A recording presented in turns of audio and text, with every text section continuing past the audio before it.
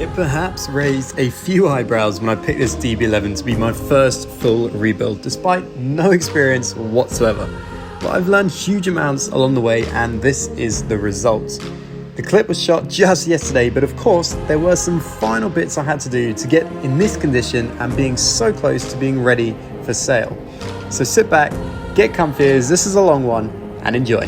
Welcome back to what should be our last video on the DB11. As you know, we've really taken this to France, we've sorted out the suspension, and now we've just got final touch-ups to do before we can list it for sale. So let me show you what we've got to do. Well, I have a box of parts here, and I'll show you the list, but they actually did make a slight mistake. And for instance, I haven't actually got the key blade, and they're missing the bits that should go in the grill in there to hold the sensors.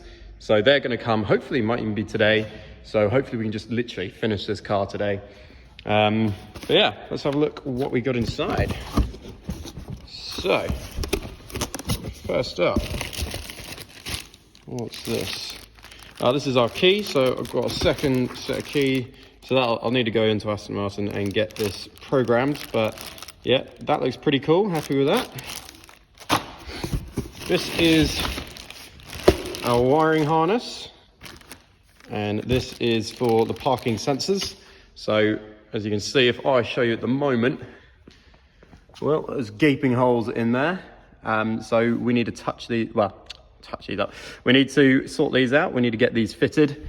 So that's what that harness is for. Glad we finally got that. I've wondered what the other end of the connection was for, and obviously it's for this, so that's good.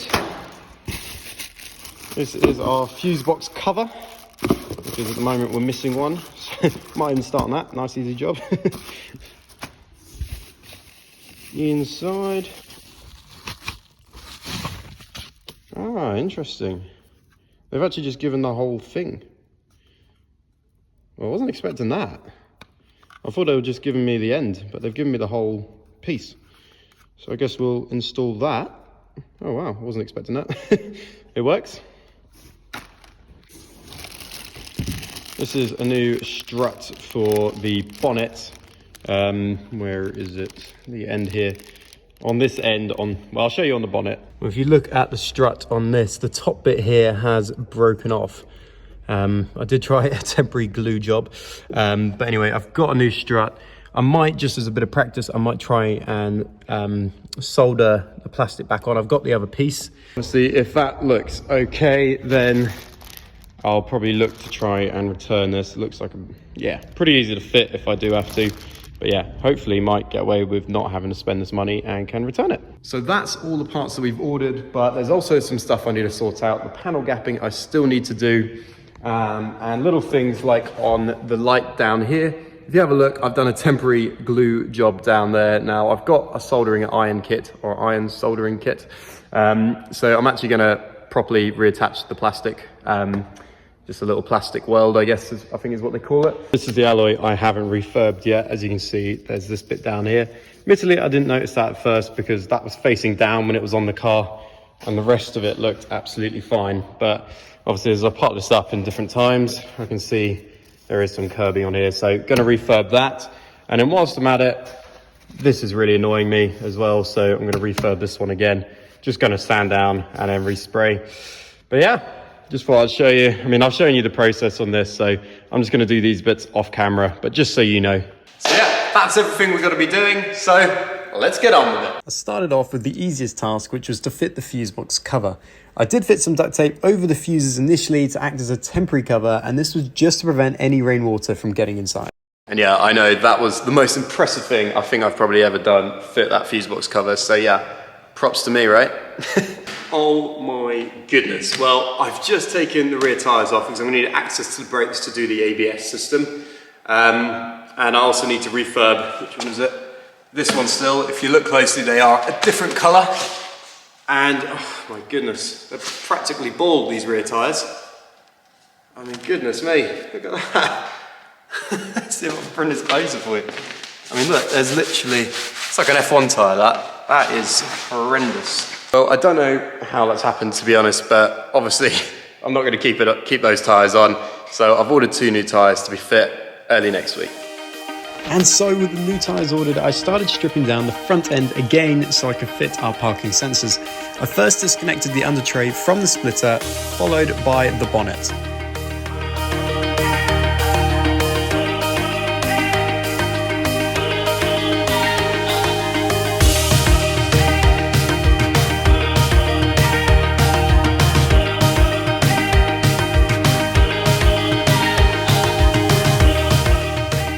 Once this was done, I disconnected the front-facing camera and I also removed the screws that connect the bumper to the crash bar.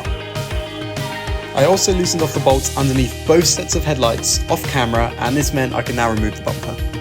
And there we have it, front end removed.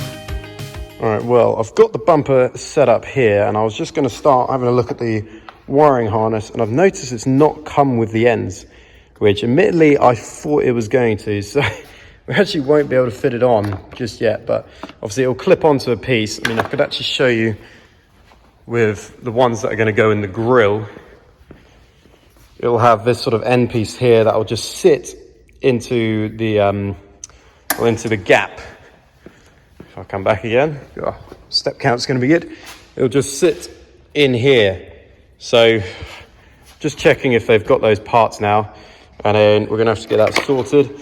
Another thing was this piece was broken off, so you're going to actually have to try and just weld that back on, but obviously it's the wrong color at the minute, so gonna have to spray this green, which is fine. I was anticipating having to do this because I'm also gonna have to do it for the covers once they're on here, so I've just ordered a can just to touch these little bits up. But yeah, another thing I've just remembered that I need to do is this. It seems pretty self-explanatory. It's got the bump stops where you're supposed to put these.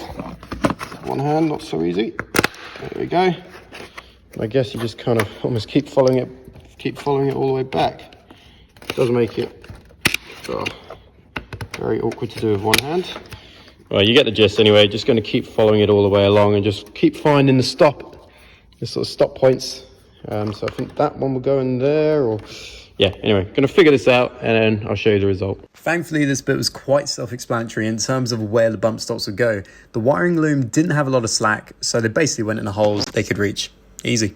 That's the harness on. I've just put these in there just for now, just to kind of keep them out of the way. But obviously, once I get the connection flat, I'll just clip that on. You won't really need to see me do that, I guess. I have asked what these connect for. I honestly have no idea. Moving along, it all seemed pretty self-explanatory, just kind of goes into the grooves. It does have one extra one here and one extra one here that I can't seem to figure out, but all the rest just line up exactly how they should. Kind of, it's almost like dot to dot, and then obviously that one will eventually go in there as well. So that actually wasn't too bad, but just got to wait for the clips to clip on the end there. And as I had to wait for the sensors to arrive, I moved on to the plastic welding. Well, that's heating up now. I've looked, as you can see, indicator's heating. And if it'll focus, I've got it set to 210 degrees, which I'm told is the temperature for soldering plastic. So just going to let this heat up, and then I'm literally just going to dab it just on that corner there to start with. That should give us a nice little line up. And then this one might need to just kind of improvise a little bit with a zip tie, but we'll see.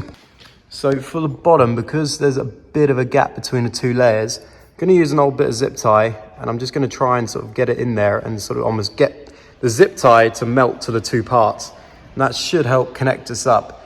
And then once that's done, well, yeah, should be okay. Jumping into yet another task I was having to learn for the very first time, I started off with this strut as it seemed to be the easiest part to build my confidence up. This is the end product. I'm probably going to go over it a little bit more, just kind of building confidence with it. And if we come around to the other side, focus for me, please. That is fully on. I think it's just this side. If I can point, I know it's going to be hot. There's just a little gap in there that I think is worth just filling in, just to make sure it's properly on there, but we're getting there. So I've just gone over it again, and it does seem to be pretty firmly on there now if I come round. So I think that should save us a bit of money with that. And I know full well that's It's not a very tidy job, but I've never soldered before. That was literally the first time I've ever done that. I haven't even practiced on anything else, so yeah, I guess I was just kind of experimenting as I was going along and trying to get more confident. And you know, it brings me on to quite an interesting point, which is I've had to learn so many things in a short space of time. I know there's going to be people watching this who have never seen my stuff before. They won't know that I'm completely new to this. I'm about 6 months into working on cars. Well, not even really. I sort of started in January if you don't count the Vantage. And you know, here we are in March and I'm now soldering pieces together. I've rebuilt a DB11. We're just doing the final bits, but it's crazy. Just if you put your mind to something and you just watch a lot of videos, what you can achieve. I mean, there's going to be some, well, I don't know which video you'll see first. It depends which car's ready first, but obviously there's some great progress on the Cosworth at the moment as well. But I guess what I'm trying to say is I just find it incredible that you can learn how to do all of this now just online. You know, on YouTube, there's videos for absolutely everything, and you can just learn how to do all this sort of stuff by just watching videos. It's, yeah, it kind of boggles my mind a little bit. Okay, well that's the world sort of shape we're going to go for. Obviously if I press it in, if I get my hands sorted, it'll be like that. And then, yeah, that should be nice. And then it means we can clip the mudguard onto the bumper, and that will help with the alignment as well. Okay, another part done. Kind of getting the hang of it now. As you can see, that's on now. Still gonna have to be super careful with it, I think. But yeah, not too bad. And then I'm just gonna rejoin this as well. But yeah, that shouldn't be too bad. Sure enough, it wasn't too bad. I started with just melting the main crack back together before I needed both hands to melt part of the zip tie to bridge the gap, so that was off camera. But this was the result. And well, there you go. It doesn't need to really be too pretty. I mean, the mudguard's going to cover it anyway. But yeah, that's connected again. And then yeah, just to go over this one again. But I definitely think we're making progress. I mean, I'll be honest, maybe I was a bit naive to think I could do this all in a day. But yeah, there's still quite a few tasks to do. We're getting there though, we are getting there. So yeah, I think this is going to run into next week, but hopefully by the end of next week, the car will be done, ready, on the market. All right, so the next issue is tackling the panel alignment on here. And if I show you how sort of easy this is to move, this actual plastic bit down here, just this section, it's far too easy to move. Whereas if I show you on the other side, it's stiff. So we've sort of lost some strength here along the way. So we're going to be correcting this. You can see, well, I hope you can see that there's some sort of very small fractures there. So it's going to be a case of just sort of soldering it back up like that. But also there's just a part that has broken off down here as well. That goes there. So just going to pull it out and yeah, weld that back on as well. There was also a fracture where that piece was missing, so I first melted this down to create a stronger bond. With these fractures, the plastic was sagging down and this was affecting the final panel gap as the bumper sits onto this plastic, so all the damaged parts needed to be addressed and strengthened. The piece that had broken off, I gently heated it into place just enough so that I didn't need to hold it.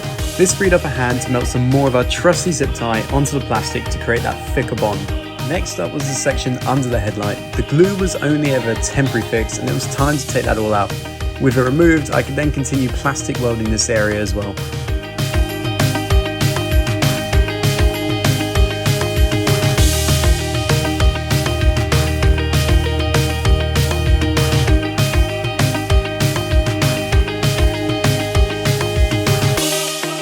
This was the end product. Not the tidiest looking job, but it's going to give it that much needed strength moving forward. Alrighty, well, just spent a bit of time trying to get this sorted. I basically needed to get this bolt to be just inside the headline. As you can see, if I put my finger there now, it's okay. It's still not quite as sort of far in as the other one, but it should just about be okay.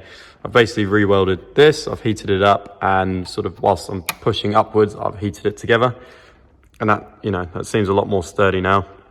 Obviously you've seen the bits over here, but what I've also done is I've also welded down here and here as well. So basically just the weak points that were sort of broken. So anyway, when we come to now put the bumper back on, that should look a lot better. The lineup should be, you know, it should sit higher. So there shouldn't be such a big panel gap. So it was time to test this theory and fit the bumper to check. Well, I've just spent a bit of time getting the bumper on and just trying to get the gap between the headlight and the bumper about the same as the other side, because the gapping on that side was pretty good on the whole, whereas this one had the biggest gap. So I'm trying to change this one to match that side as best I can. Obviously, once I've got the bonnet on, right at the end, I can make minor adjustments again, but I want to kind of get it as close as I can now. And if you have a look here, if I put my finger in sideways, where is it? There you go. Just inside the second bolt. Well, I mean, I can move it quite easily, but I am touching the headlight and the bumper. And then down here, it's the same thing. See, another thing as well as the bumper that I've been doing is I've been doing some wiring over here. So this is the front side suspension that I did. And if I come over here, as you can see, this is what I've been crimping. This was the brake pad wear sensor. So I've stuck the wires in there, and before sort of crimping them and sealing them down, I've checked that removed the light in the car, and it did. So we know we're onto a winner and they do still work. So I've crimped them together, and then I've just put bits of glue just in the tips of each end, just to hold it all in place and to insulate it a bit. But now I'm just going to tape it all up and secure it. Well, there you go. That is the result. I've just used a zip tie just to hold it together as well, next to the ABS wiring as well. So yeah, that's another job done. Well, it's been a few days since I was last recording on the Aston, and we now have 4 of the parking sensors ready to go. Obviously, the tips need color matching, so we're going to get that can out and we're going to color match the tips of these, and then we're going to get it fitted to the car. I wasn't sure if spraying all of the sensor would affect its ability to function properly, so I took no chances and taped up most of it, exposing just a bit that would protrude through the bumper. With a couple of coats down and a bit of time left to dry, this was the result, so they were ready to now be fit.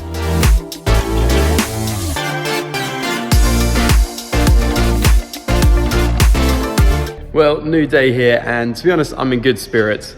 Been to the gym this morning, feeling good about myself. And also paintwork's getting there on the Cosworth, which has been giving me no end of headaches. And we're ready to get this car assembled again. As you can see, redid those the other week. I did these last night. Alloy's ready to go, looking really, really nice and shiny. I think that 2K lacquer made a massive, massive difference. But we've also got the bumper ready to go. All the wiring harness is there. So nothing else to do other than to put it back together. And so here I am fitting the bumper for the final time, thank goodness. I'm then doing the reverse process of before, only this time I'm also connecting up the parking sensor wiring loom as well. So irrational, you flew me international now. And we can spend hours reading the signals, but that's so unoriginal. What if we took this back to my house? Under all these lights, I gotta take a minute. This part is difficult to see what I'm doing, but I'm just connecting the wiring loom for the sensors that fits into the grille, circled in this photo. With that done, I can now turn my attention to the bonnet, and I thought I'd show you the process in a bit more detail this time around. If you've watched my previous episodes, you'll know I've already had to fit bonnets to this car 3 times, so I'm basically a pro now.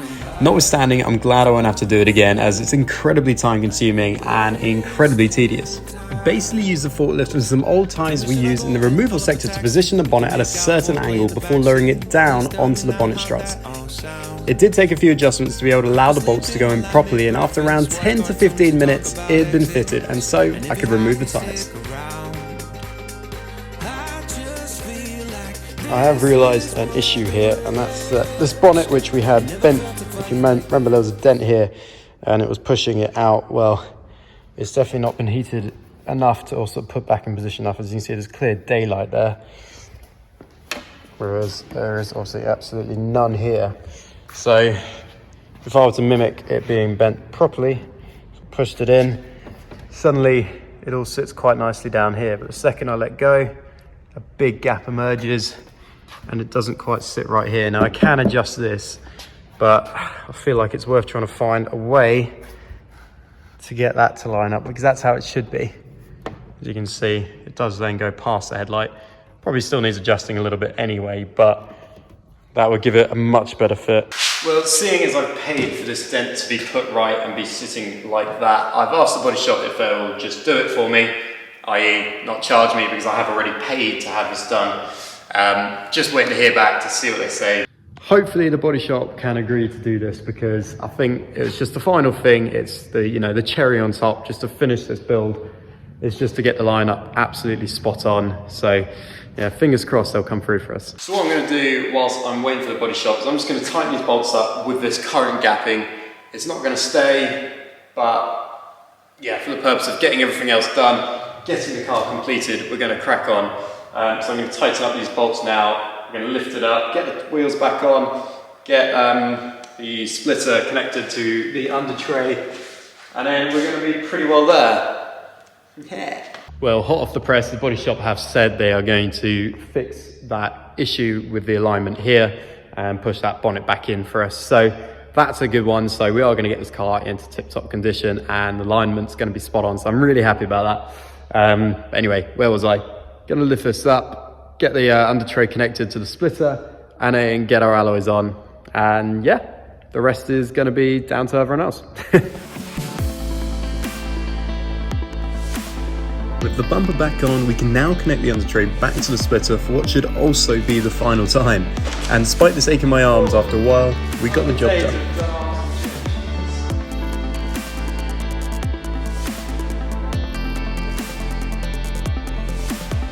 Next up is the wheels, which I'd left to dry overnight.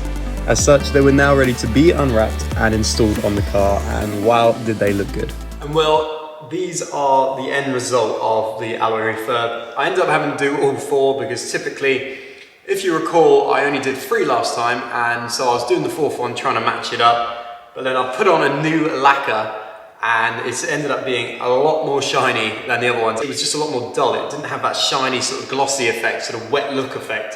So it basically meant I had to do the other 3 again as well. So anyway, they're done now, and yeah, they're looking $1 million. Well, for a rattle can job anyway, pretty good. So get these on the car. Alrighty, well that's the first one on, and yeah, that looks so nice and sharp and shiny. Really happy with it, but yeah, you don't need to see me put all 4 on, but obviously that's what I'm going to go ahead and do. And then we're going to get this lowered down and we're going to get torqued off.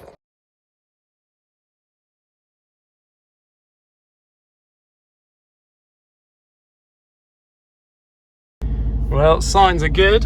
We've got some visibility there. You can see the yellow lines at the top. They've now emerged up here. And if I drive close to the trailer, we got some beeping. Now, obviously I don't want to actually hit it, and I don't want to hit the Ferrari as well. So we're going to use our sensors to navigate me around. Great success!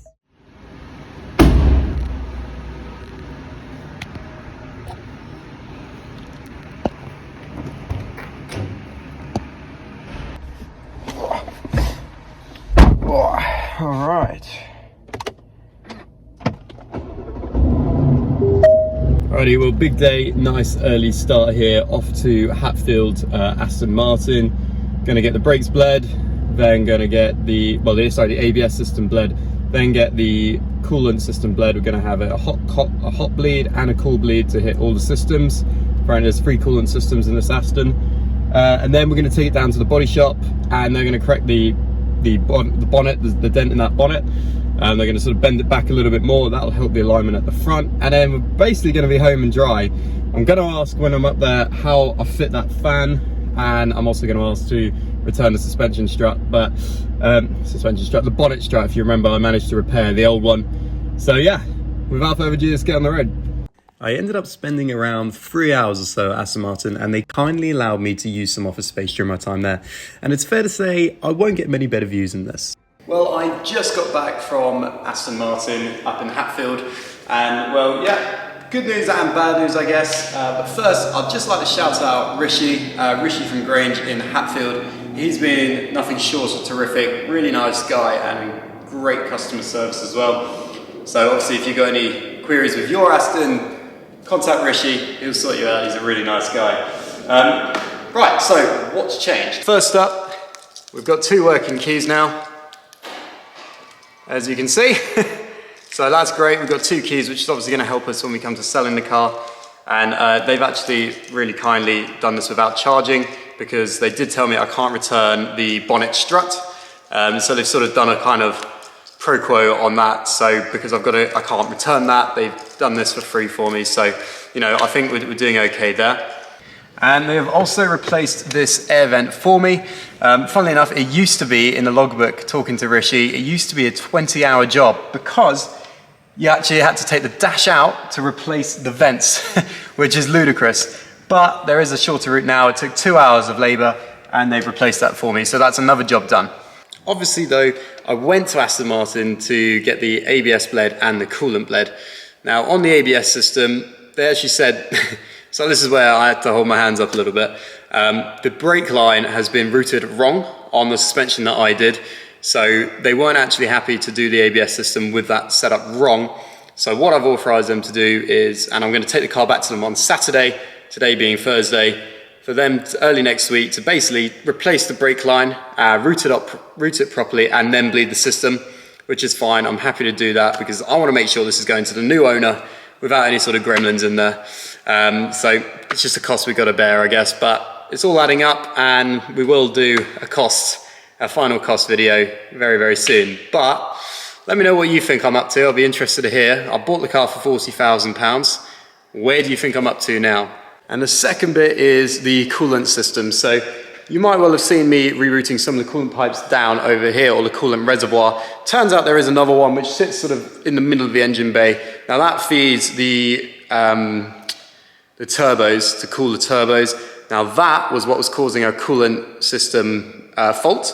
Turned out it was completely bone dry. So anyway, they've topped that up for me now and it's cleared the code. So another job done. Thankfully, they only required 1 hour for that, so kept the cost down as well. So thank you very much again to the engineers, firstly at Grange Hatfield, and then a massive shout out to Rishi because they've been nothing short of superb. They really have. And so with the ABS system being done early next week, I feel mechanically we're going to be in a really good spot with this car, and I'll be happy to sell it like this. However, I've also been to the body shop, and really good news on this front. They've heated it up. Now this is aluminium, so they were very nervous about touching it and bending it more because it's not like steel. It's a bit more, I don't know, tacky, a bit more flimsy, very easy to break or sort of damage permanently. So they've heated it up and they have pushed it back in, so much so now there is no gap down there. You can't see any daylight through there, which is brilliant. And if we have a look down the side here, it does make a big difference to the gap here. So now I'll be able to close this gap up by just doing a few adjustments. Show you the other side again. As you can see, there's absolutely no gap here. So what I'm going to do is remove this headlight. We're just going to move, it's still catching a little bit up here, so I think it's just a bit too far in that direction. So I'm just going to adjust the headlight and just bring it down this way a little bit and bring it near enough flush down here so it matches the other side. So obviously on Saturday I'm taking it back to have the ABS system and the brake lines replaced by Aston Martin. I'm then going to just adjust this headlight when I get it back from them, and then I'm going to give the car a thorough clean and valet, and we're going to get that on the market.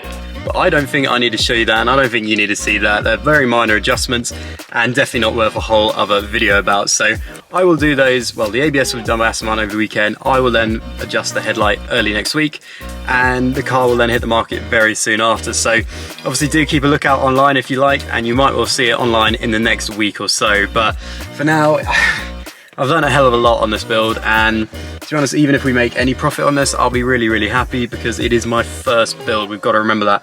But I remain hopeful that we could actually make a decent amount of profit on this. So what I'll do is I will do a final episode on the DB11 once the car has sold, just going through the costs and letting you guys know how much money I made. I'm sort of reluctant to do that until the car's sold, just in case someone has watched these videos and says, well, I know it only costs you X amount, so why are you charging me Y?